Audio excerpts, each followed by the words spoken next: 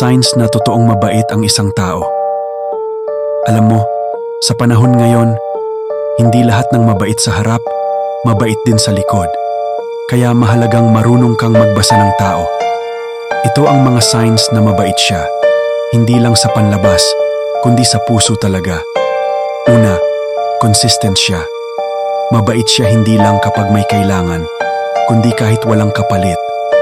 Pangalawa, marunong siyang makinig. Hindi lang siya naghihintay ng turn niya magsalita. Nakikinig siya para maintindihan ka.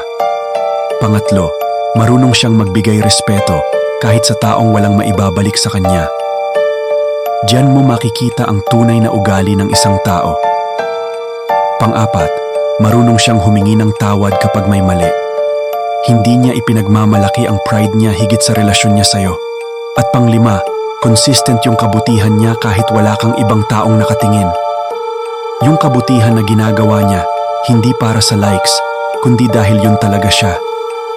Mahirap makahanap ng taong ganyan, kaya kapag nahanap mo, huwag mong bitawan. Mabait ka rin ba? Follow for more.